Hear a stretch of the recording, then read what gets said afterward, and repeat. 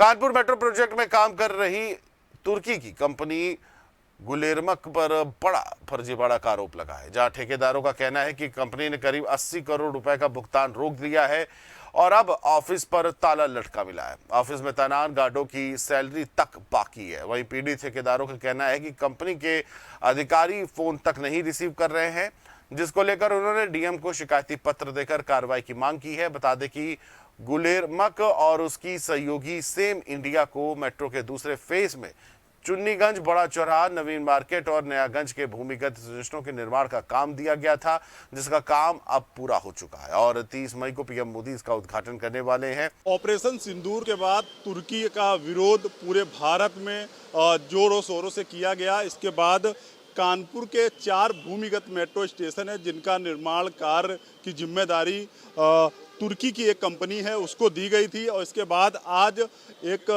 मामला सामने निकल के आया है, जहां पर तुर्की की जो कंपनी है उस पर 80 करोड़ रुपए बकाया ना देकर भाग जाने का आरोप है। ये सारे वो लोग हैं जो कानपुर के ठेकेदार हैं और इन्हीं सब लोगों का वो 80 करोड़ रुपए है, जिन्होंने ये आरोप भी लगाया है कि तुर्की की जो कंपनी है वो 80 करोड़ रुपए इन सारे लोगों का लेकर भाग गई है। इसके बाद जो यहाँ कानपुर में ऑफिस था वहाँ पर जो है ताला लगा मिला है। जी, क्या नाम है आपका?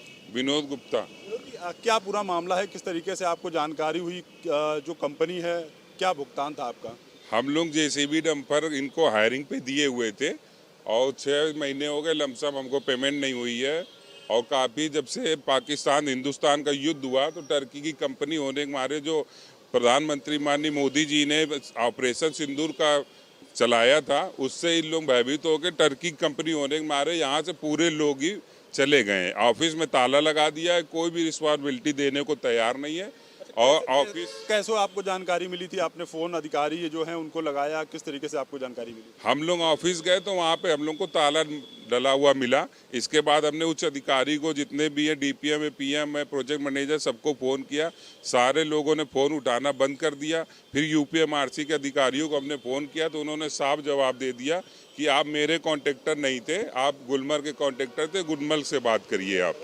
तो हम लोग यूपीएमआरसी में अरविंद मीना जी के पास आते हैं तो उन्होंने जवाब दिया साफ स्पष्ट में कि हम पैसा नहीं देंगे, आप मीडिया के थ्रू ही आप पैसा ले सकते हैं तो ले पाइए। बाकी वो ऑफिस में बुला के सबको एक एक करके डीलिंग कर रहे हैं, मगर इसका कोई संतुष्टजनक जवाब नहीं दे रहे, ना कि कोई ऐसी बात कर रहे हैं कि हमको पैसे मिलने की उम्मीद नजर आए। क्या लग रहा है कि कितना आप लोगों का भुगतान है, कितने समय से बकाया, आप कितने लोग हैं टोटल? हम लोग लगभग 40 लोग हैं जिनको भुगतान नहीं दिया गया है। और ये हम लोग अभी 9 लोग यहाँ पर एकत्रित हुए हैं, 9-10 लोग। इसका पैसा हम लोगों को नहीं मिल रहा है। वहाँ ऑफिस जाते हैं तो ऑफिस में ताला लगा हुआ है।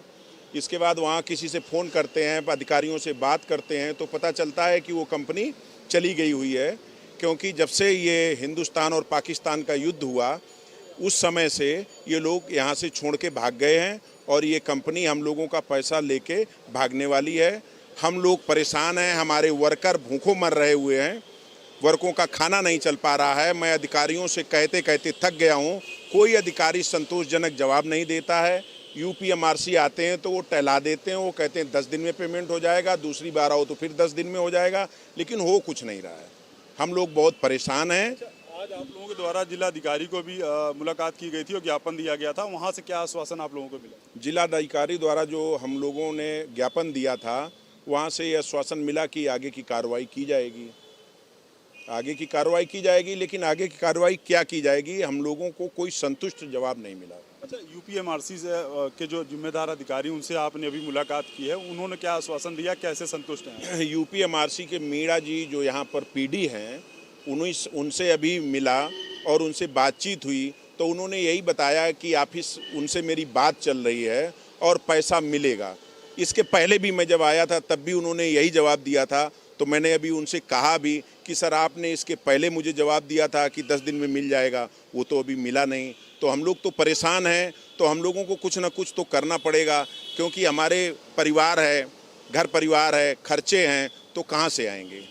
यूपीएमआरसी के जो अधिकारी हैं उनका ये कहना है कि जो हमारे द्वारा जो भुगतान था वो कंपनी को कर दिया गया है। उस तो आपको इसमें क्या लगता है, उनको भुगतान किया गया है? क्योंकि कंपनी द्वारा आपको भुगतान अभी तक नहीं किया गया। भुगतान यूपीएमआरसी ने अभी गुलर मैक्स कंपनी को नहीं किया है, ये वो गलत कह रहे हैं।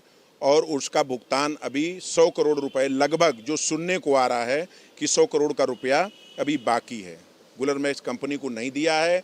और बताते कि इसलिए नहीं दिया है कि हम ठेकेदारों को डायरेक्ट देंगे, लेकिन दे नहीं रहे, अभी तक कुछ नहीं मिला है। और भी साथी, क्या नाम है भाई आपका? अंबर क्या ठेका है आपका इस रेलवे में? जी, हमने रोड का काम किया है, मेट्रो स्टेशन का। जी, कितना अमाउंट आपका बाकी होगा? कितने समय से आप इस कंपनी के टच में थे? बात अकाउंट का अमाउंट बाकी है 2 करोड़। तो आज अधिकारियों से मुलाकात हुई, क्या आश्वासन मिला, क्या लग रहा है आपको? यही उन्होंने बोला है कि आप लोग सब्र रखिए, आप लोगों को पेमेंट होएगी जैसे। मगर ये चीज़ हम 6 महीने से सुन रहे हैं, अगर थोड़ा थोड़ा प्रोसेस बढ़ रहा है आगे, मगर कुछ एक यहाँ पे ये नहीं है ना कि कंपनी की तरफ से कोई हो कि जो हमें आश्वासन दे सके। हम कब तक यहाँ पे उनके पीछे जाएंगे? और उनका भी कहना है कि आपने उनके कहने पे तो काम नहीं किया, आपने गुलेर में के कहने पे काम किया, उनसे कॉन्ट्रैक्ट है तो वो आपका पैसा देंगे, वो हमको लिख के देंगे तो हम आपको पैसा दे सकते हैं।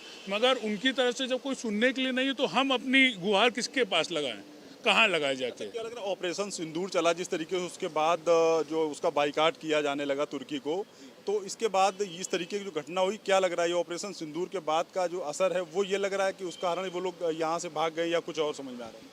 अब इसका तो मैं नहीं कह सकता कि उसी की वजह से है, क्योंकि ये सिंदूर ऑपरेशन सिंदूर होने से पहले की भी समस्या है। जैसे अभी बाकी सबने बताया किसी के 6 महीने, किसी के 8 महीने, किसी का साल भर से, तो समस्या ये पहले से चली आ रही है। अब इतनी ज़्यादा बढ़ चुकी है कि अब हम सबके हाथ पैर जवाब देने लगे कि हम कहाँ से गरीब मजदूरों को पैसा दें, कहाँ से जहाँ से संभाल है उनको कैसे पैसा दें, उनको कब तक करें, उनको कहाँ तक चलाएं, हमारी रोजी रोटी कैसे चलेगी, हम कैसे क्या करेंगे, वो सारी समस्याएं आ रही हैं।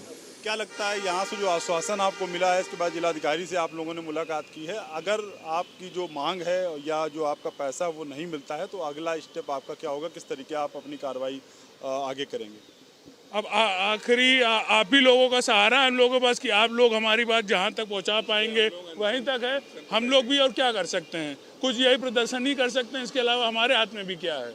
क्या अगला स्टेप रहेगा अगर आपकी ये जो मांग है या जो आपका बकाया नहीं मिलता है? हम लोग इसके लिए यूपीएमआरसी का घेराव करेंगे, अनशन पे बैठेंगे, जहां सीएम पोर्टल पे जाएंगे, माननीय सीएम जी के पास जाएंगे, माननीय मोदी जी के पास जाएंगे, सारे जगह जाएंगे, अनशन में बैठेंगे। जो भी करना पड़ेगा कदम उठाने के लिए सारे कदम हम लोग उठाएंगे। मगर हम लोग को पैसा चाहिए, मेहनत का पैसा है।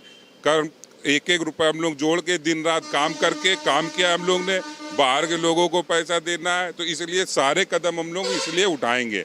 अभी माननीय मोदी जी 30 तारीख को आ रहे, उसके बाद हम लोग 2 तारीख से प्रयास करेंगे 40 लोगों से बात करके कि अनशन पे बैठेंगे, यूपीएमआरसी का घेराव करेंगे। किसी नेता से आप लोगों की मुलाकात हुई, जो अपनी बात आपने रखी हो, क्योंकि 30 तारीख को कानपुर में प्रधानमंत्री का भी आगमन हो रहा है, इसको लेकर के उनसे कोई बातचीत की क्या?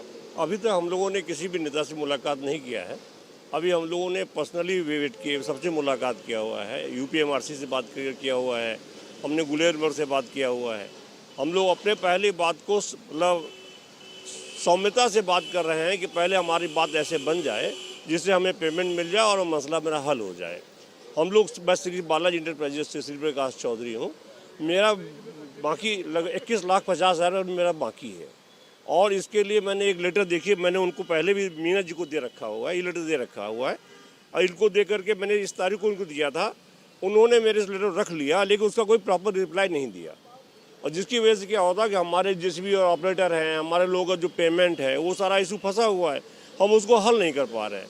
इसलिए हम चाहते हैं कि जो गुलेरबर्ग कंपनी है टर्की की, वो कंपनी ने जो भी लोग हैं उन्होंने कभी प्रॉपर रिप्लाई नहीं दिया। वो लोग कभी फेस पे आते नहीं हैं, कभी बातचीत करते नहीं हैं। इनके जो भी अधिकारी वर्ग थे वो आए, हाँ हम करते हैं, करेंगे, उन्होंने पेमेंट प्रॉपर शेड्यूल से कभी दिया ही नहीं। ये कंपनी एक नंबर की फ्रॉड कंपनी है, जिस कंपनी को लेकर के हम ये कह सकते हैं ये कंपनी ठीक नहीं है, इससे पेमेंट मिलना मुश्किल दिख रहा है। ये क्या लग रहा है यूपीएमआरसी के जो जिम्मेदार अधिकारी हैं उनसे आप लोगों ने मुलाकात की है, तो उनसे क्या आपको संतुष्ट कोई जवाब मिला है इस तरीके का? यूपीएमआरसी के जो अधिकारी हैं उन्होंने संतोषजनक जवाब नहीं दिया है। उन्होंने अपनी बात को रखने के लिए कह तो दिया है कि हाँ हम करेंगे, लेकिन उसकी लिखित ना तो लिखित हमारा कोई रिसीव कर दिया है, ना ही उन्होंने कोई आश्वासन दिया है कि नहीं आपका पेमेंट 100% करा ही देंगे। अभी इस तरह की बातचीत नज़र में नहीं आई है। तो ये वो सारे ठेकेदार हैं कानपुर के जिनका लगभग 80 करोड़ रुपए जो है बकाया था, जिसको लेकर तुर्की की जो कंपनी है वो चली गई है, ऐसा इन लोगों का जो आरोप है। और इसके बाद जो यूपीएमआरसी के अधिकारी हैं उनसे भी मुलाकात की है, लेकिन वहाँ से भी संतोषजनक जवाब इन सारे लोगों को प्राप्त नहीं हुआ। इन सबका कहना है कि अगर मेरी मांग पूरी नहीं होती है तो जल्द ही हम सारे लोग अनशन के लिए मजबूर होंगे। अपने सहयोगी अमित के साथ जहीर खान, जेएमडी न्यूज़ के लिए कानपुर।